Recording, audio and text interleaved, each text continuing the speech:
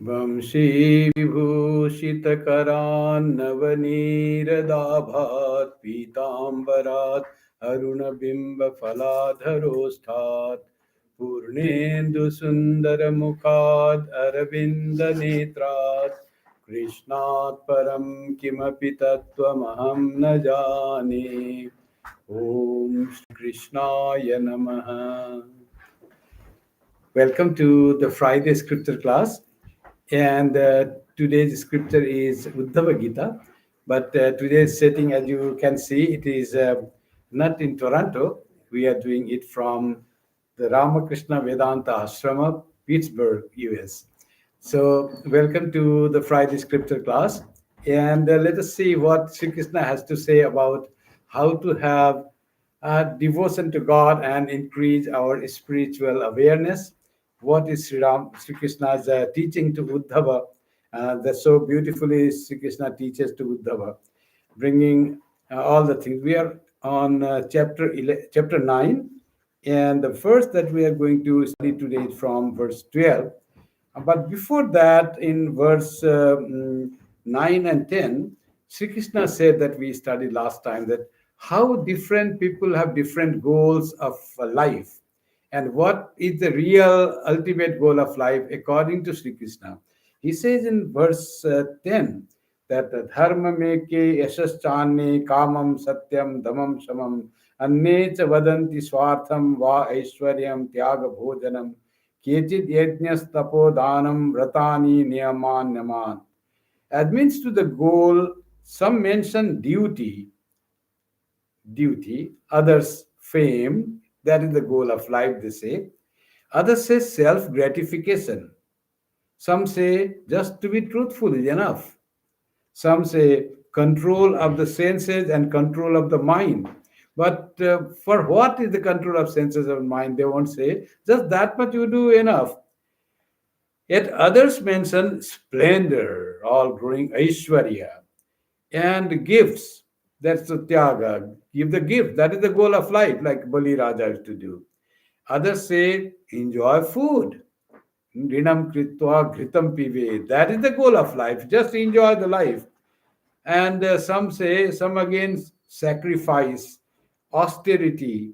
Some say charity is the goal of life. Give the things to the needy people, be philanthropic. Just live here for the sake of others.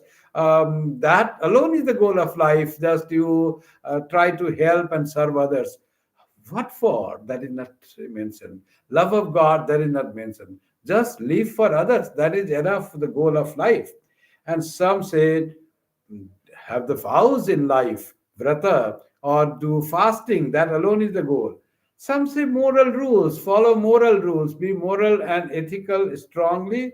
That alone is the life. Um, have the living together, having the strong moral and ethical rules. That alone is the goal of life. And some say you have moral and ethical lives, universal and particular. That alone is the goal of life. So in this, you'll find carried many things that are spiritual practice, who are the basis of spiritual practice.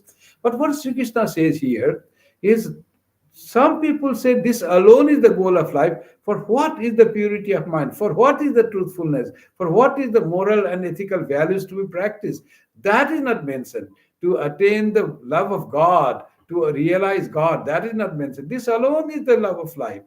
So here clearly there are Sri Krishna gives the views of materialists or the politicians or star people that have glory in life, as if the being glorified, have be a celebrity in life. That is the goal of life. But that doesn't take away all our suffering. That doesn't give us eternal bliss. The goal of life is suffering has to be removed, and you have to attain Paramananda Prapti. Atyantika Dukkha Nibritti Paramananda Prapti. That is not said. This is the goal of life. If you can live with all, with your moral and ethical values, that is some people. Some are very materialist. Live this life, this alone is the life, enjoy this life. And that's what they say. Some just say enjoy. And some say this karma is the goal of life. There are people like that. You'll be surprised that In ancient times, like in Dwapara Yuga, when Sri Krishna was there, that time also people were there who would say that enjoyment is the goal of life. What is there to do? Some say just enjoy physical, enjoy food. Some say enjoy the life. Sense pleasures is the goal of life. Sri Krishna enumerates all those. That is the goal of life according to them. But is that real goal of life? Does it fulfill your human birth? Does it fulfill and you become contented with that? Or does all those lead things lead you to greater darkness?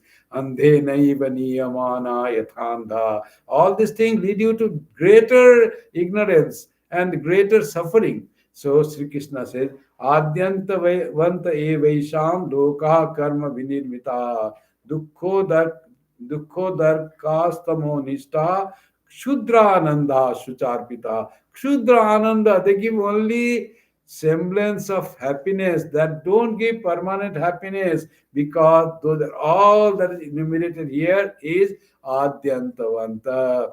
They are the beginning and end, and if Loka Karma Vinirmita, all those are made and dependent on your actions. Those cannot give you those things, those who are dependent on the actions cannot give you permanent happiness, unsullied joy, and mixed bliss that cannot give. So dukho darkas tamo nishtaha. They are dukkha, bring the misery at the end. Shudrananta shucharpita. That's why they are transient joy and attended with grief. Shucha means shoka arpita. So this cannot be the goal of human life. Human life is so precious. That's why in the Gita also Sri Krishna has said to Arjuna earlier, Ye hi sangspar saja bhoga dukkha yona evate. Whatever joy you find from the contact of senses with the sense objects, whatever pleasures of this bodily pleasures of having contact of the senses with the sense objects, ye hi sangspar saja bhoga dukkha yonaya evate. All are the source of misery, suffering. All will give you suffering. Dukkha yonaya evate. Why? Adyantavanta. Here also it said the word Adyantavanta. They have the beginning and end. So, nateshu ramate buddha. Wise person cannot just indulge in such pleasures, having obtaining from the contact of senses with the sense object, because they will ultimately bring suffering in life, misery in life, because they come and they go away. That itself is misery. They bring misery because they have no pleasure, because you can. And sometimes the senses are too weak to enjoy for longer time. They become tired. Then also you suffer. And when you grow old, senses become weak. Then you cannot enjoy that, and your mind has those memories of your enjoyment, and senses are not fit to enjoy that. And remember that suffering, as they say, ghost suffers a lot if he doesn't move from here. If a person dies and becomes a ghost and remains in the world attached to his family members or attached to the worldly pleasures, that ghost embodied spirit, unable to move forward, it has a great suffering, because it has all the things and memory of joy, but cannot enjoy because it doesn't have gross sense organs to enjoy. Only subtle sense organs cannot enjoy the sense object, and that is the greatest suffering the ghost has. So the ghost, or that disembodied spirit, has to move forward to find peace in life. Like that, the person happens, if one is indulging only in the sense objects, that becomes a condition. That's why dukkha yonaya, all are the source of happiness. Wise person, knowing the nature of senses, knowing the nature of the world, knowing the ephemerality of enjoyment, they never get indulged in the sense object. Nateshu ramate buddha, as was Nachiketa, when he went to Yama and asked, can you say, oh God, that after the death, is Atman or the self survive, or everything dies with the death of the body? So Yama said, don't ask. This is very profound question. Even gods do not know the answer of this question. You being a mortal boy, you are asking such profound question, the answer of which even gods do not know. And rather ask for all the, you have come to me, I have the power to grant you whatever you want in your life. I can You can have the kingdom of whatever land you want, vast land you ask for, and ask for all the enjoyments, heavenly enjoyments in the world. I will grant you from heaven. You take all this ratha and the dancers and all that, have that heavenly enjoyment, and go to the earth and live as long as you like, and rule the world as large and as vast as you want, and then enjoy the life. But don't ask this question about the Atman, whether Atman really is there or there is no Atman is there. Reality about the self, don't ask.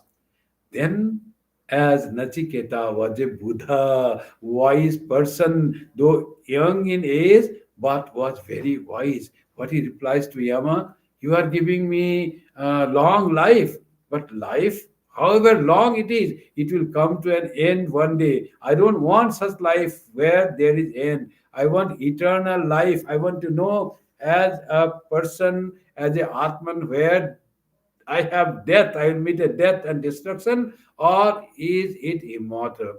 And you are saying enjoy the pleasures of the heaven in the earth. So all this, I know how the senses are weak and they get tired, they cannot enjoy. Jarayanti teja, this all Indriyas also have the like the body, they get tired, they fatigued, they cannot enjoy everlastingly. They get fatigued, tired, and they cannot enjoy. So I will not be deluded. That is what is Buddha. Nateshu Ramate Buddha. What Sri Krishna says here, many things he said here. Adyantavanta he said. And that's why Sri Krishna said, one wise person the wise person don't get indulged in the sense pleasures, and only this temporal life, and living only in the temporal life, that cannot be the goal of life. Spiritual awareness, bhakti, jnana, those are the real wish of a Buddha or wise person. So let us go to the verse that we start today. Verse number 12, chapter 9, page 129 in the book, the Uddhava Gita, the last message of Sri Krishna, translated by Swami Madhavananda.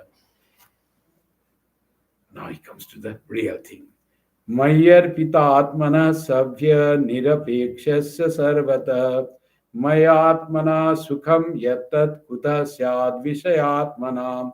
My friend, he says to Uddhava, you are my friend. He is disciple, but you see how disciples become friend. He said, you are my friend, like me, you are my dearest. So, my friend, how can one attached to sense objects have that bliss which a man with his mind given up to me and indifferent to all objects derives from me their blissful self. So all jnana is contained here, you see. He says, Mayar Pitat Manah Sabhya, oh friend Sabhya, is if you have devoted, dedicated, arpita, what? Atmana, your mind, to whom? Mai, one who has dedicated, devoted, surrendered himself to me.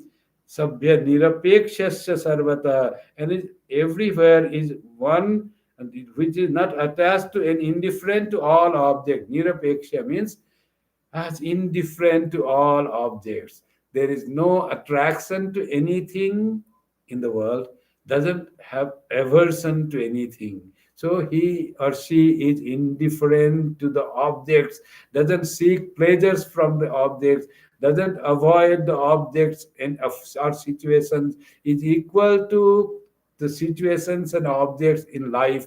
That is that knows for certain that these objects are very insignificant. They are not here to give me real joy.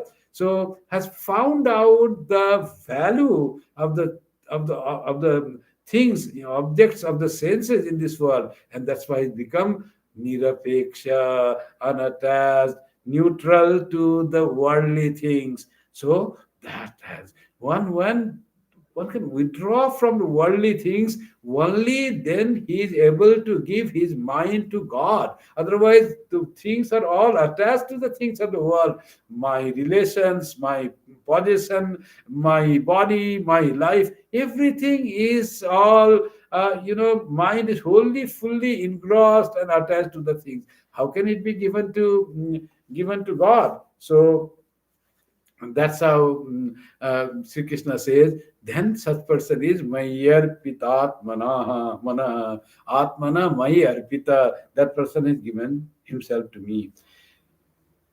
Mayatmana Sukham Yatat Kuta Syat Vishayatmanam. Vishaya Atmanam, who is given to Vishaya or is attached to the things of world, Kuta Sukham, where that person will have this type of happiness, who has given Maya Atmana Sukham, he has given his Atma to me, Maya Atmana. He has given his Atman to me, who is his own Atman. He has given his mind to me, who is his Atman. So God and the self become one. What Advaita?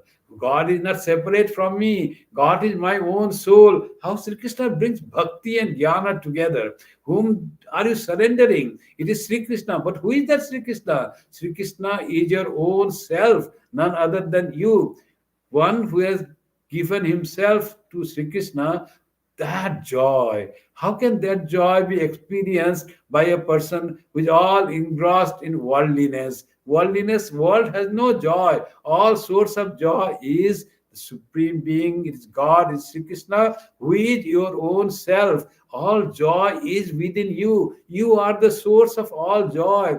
So those who have found the joy in himself, that joy is so intense that cannot be compared to the pleasures that one gets from the things of the world. So that's what Sri Krishna totally says.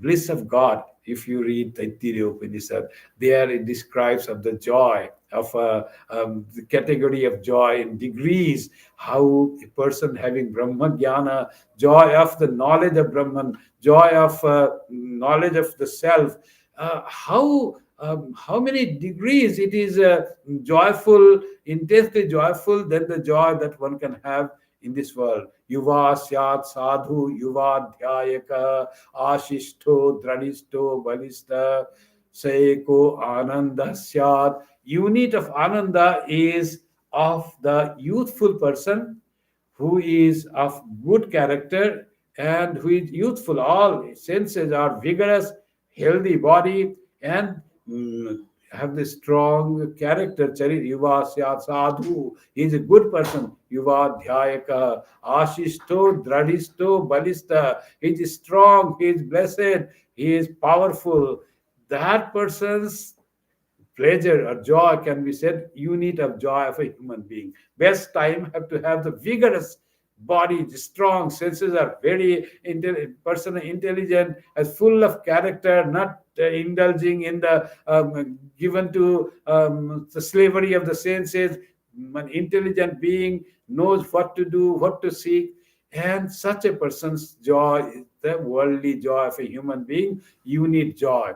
And compared to that, this Taittiriya Upanishad says, now there is the joy of Gandharva, Manushya, the Gandharva. Then like that it goes on after the being, how the different being, Manushya Gandharva, Deva Gandharva, all one of 100 times of that, Eke Chaka Mahatasya, Akamahatasya, one who has gone beyond the desire for pleasure. That is the joy you start to begin. And 100 times, this Satagum, it goes 100 times you get the joy of every degree. There are description about 10 or more such different beings, having each step having 100 times more joy than the previous, than the simple human being. And finally comes the joy of the bliss of the knowledge of Brahman, having realization of God. That joy compared to this human joy of a wonderful human life, of a healthy person, of good character, controlled mind,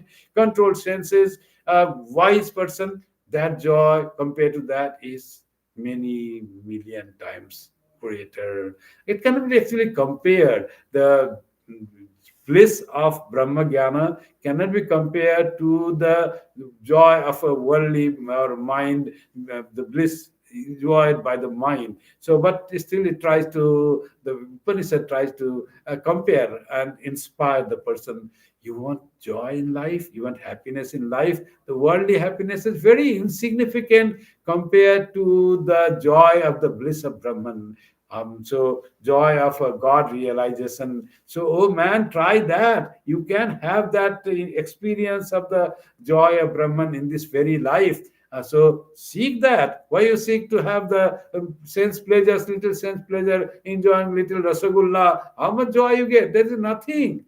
So don't seek these simple pleasures. There's a nothing compared to that. So try the real happiness. That's how scriptures just guide you, inspire you to have real bliss of the love of God or realization of Brahman.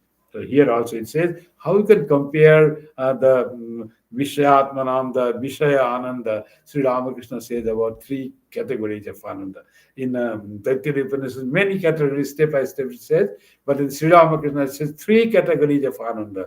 One is Vishaya Ananda, pleasure of the objects of the senses, food, sight, hearing, music, pleasure, fame, as what has been described. All that give you joy. Fame, you are famous. People say, oh, no one is great like you. What a wonderful person. Like you, and people are standing in the queue when you are going. And there's so much joy there. And you say something, oh, how the people come with a book to have your autograph. Oh, what great I am. You am the greatest person. So many people that honor me. So there is joy in that for some people. So much joy in being a celebrity. And so much joy in having the glory, having the wealth, having the power to control many people. There is joy. But that joy is nothing compared to the joy of the knowledge of Brahman. All this comes under Vishayananda. With that great joy, many people will seek only that and indulge, and they die only for that, not knowing that there is greater joy. They're called Bhajanananda. You don't know about the joy of loving God, bhajana, worshipping God, being connected to God, singing glory of God, meditating on God, that also repeating God's name, crying in the name of God, shedding tears while thinking of God. What wonderful bliss is that? That bliss, that joy cannot be compared with the having the glory or the fame or the wealth. That is nothing compared to have the love of God. To cry, to be able to cry in the name of God. Bhajanananda. Many more degrees above this Vishayananda. So Sri Ramakrishna says, one should strive for Bhajanananda, having joy in the thought of God, in meditation of God, in singing glory of God, in repeating God's name. We have the problem. We don't find joy in repeating God's name first. Because one of the reason is we have not withdrawn our mind from the things. We repeat God's name, Ram, Ram, Ram, Ram, but still we are thinking of Rasamalai, we are thinking of something, what is happening to my son, what is happening to my house. We are all still attached. Just we say Ram, Ram, Ram, Ram, Japam is not done with full mind put on that. Withdraw the mind from sense objects, from the world, and then the joy starts in having repeating the name of Rama or Krishna or Ramakrishna. You repeat, and then Bhajanananda starts. To have the Bhajanananda starting, we have to stop the Vishayananda. As you know, in the when there is a, you have hot water and cold water. You want hot water, very hot water. You have to stop the cold water. Otherwise, it will mix with the hot water. You have to get the tepid warm water. But hot water you will not get. So to have the Bhajanananda, stop Vishayananda. And then you be Bhajanananda. So you cannot handle the hot water, it's very hot. So Vishayananda something, then Bhajanananda also you add. But have the practice of stopping the Vishayananda at the time of you are practicing Bhajanananda. Then you have the joy of Bhajanananda. And at the time, you cannot fully withdraw. You have worldly responsibilities. You have work to do. You have things to observe. So you cannot fully withdraw, but you can divide the time. But when you are gone for bhajanananda, to meditate on your Ishta, to repeat the name of your Ishta, sweetest thing, Ati Sundar hai do naam, Krishna kaho chahe Ram. Sundar means beautiful. Beautiful also means very enjoyable. Beautiful is not just only to see, observe. It is very rasa swadhana. It is you enjoy the repeating of God's name. That is the beauty. Final beauty is Satyam, Shivam, Sundaram. It is auspicious, it is truthful, it is blissful, it is enjoyable. Raso Vaisa. God's name is Rasa. The joy you get from having some vishaya, like eating rasagulla or whatever food you like. So, like that is the joy of repeating God's name. Rasa Swadhana. And then do that at the time of at least ward off, shut off the world at the time of spiritual practice, half an hour, 1 hour, whatever you can do. And you will find Bhajanananda. And that Bhajanananda, if you get nicely, Vishayananda become tuchha. That is really not joyful. But you have to still perform because you have some duties to observe. Child is small, you have still to work, you have to earn money, you have to pay the mortgage, you have to live in the house. So, like that, you have to do something to survive and to be able to enjoy Bhajanananda, free from all debts, and then sit there. No worries, no anxieties. Children have grown. Now you can spend your time in Bhajanananda. But to have that Bhajanananda start, it has to be done when you are engaged in world. Your children are still small. That time itself you do not practice. And if you think, oh, when children grow up, when they are standing on their own feet, then I will do spiritual practice. Now I have taken initiation. Now, oh, 108. Then Guru said 108 do. Then it will never come. It will never come. Children will grow. Then also, mind doesn't go there. So that is what happens. Now itself, we have to practice a little, and then slowly, when time comes, there is transformation, transition will be there, and then world will just drop. So you will not be attached to your children. If you are attached to the children now, and you are up, then attachment will add another attachment. Children will have you will have grandchildren, you will grow. And then you will start saying, oh, I enjoyed the company of my sons and daughters. But Swami, you know what? Now grandchildren's company is much more joyful. I didn't know that. Oh, how sweetly when she said that, when he said that. Oh my God, it's so joyful. You are a monk, you do not know what joy is there in having the children and company of grand. So now we are caught there. So like that may happen. So we have to practice from now. There's joy, no doubt. Joy. Every monk also enjoys the joy in the young children. They are the form of divine, all purity, all divinity. But that is not attachment. We don't monks don't enjoy being a child because it is connected to the monk. It is a devotee child. Any child, any sweet face will give the monk joy. So because it is connected with the divinity expressed without any sophistication, without any covering. That is what the child is. Any face of the child will give joy. For a householder also, grandchildren will give joy, no doubt. But any young child of your grandchildren age should give the same joy. Then that will be the test that you don't have attachment to your own grandchildren only. You love all grandchildren, all children of your grandchildren age equally. Then there is no attachment. Then you love God in them. You love the innocence in them. You love the purity in them. So that doesn't beget attachment. So we have to practice this spirituality, meditation and spiritual practice when there is other needs are there. So trying to detach the mind at the time of our spiritual practice and give it to the divine. That's what we need in everything. If that is very much needed in our even our worldly work. We have to withdraw the mind from other things and put fully in the thing that we are doing. If a surgeon is there and doing a heart operation and he thinks about his grandchildren or something of a child doing, then how will he put all this? Scissors will go wrong, patient will die. He has to withdraw the mind fully and put full mind, absolutely 100% in the surgery of the patient. Then the patient will be cured. Otherwise, patient will die. Similar in the spiritual practice. Fully withdraw the mind for half an hour, for 1 hour. These doctors do the surgery for sometimes nerve surgery, they do for 2 hours, 3 hours, 5 hours.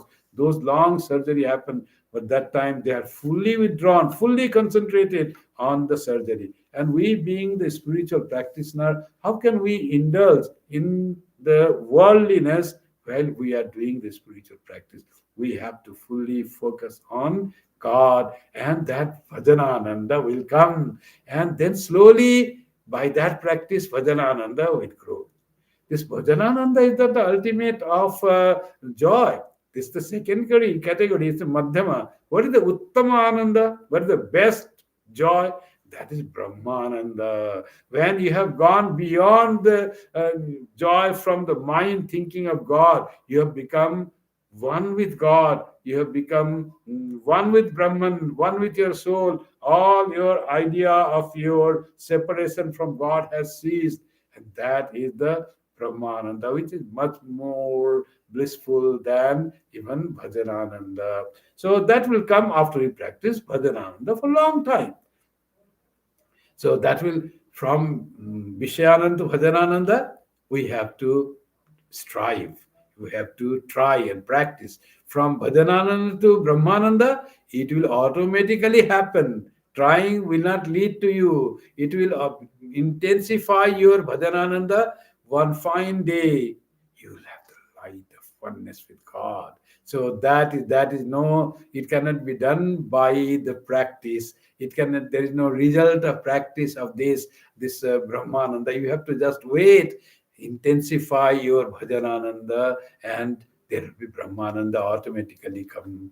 Nasti akrita kritena. Akrita, Brahman is akrita. It has not been worked. It has not born. Akrita kritena. By doing something, you cannot achieve. So you will be achieved by the grace of God.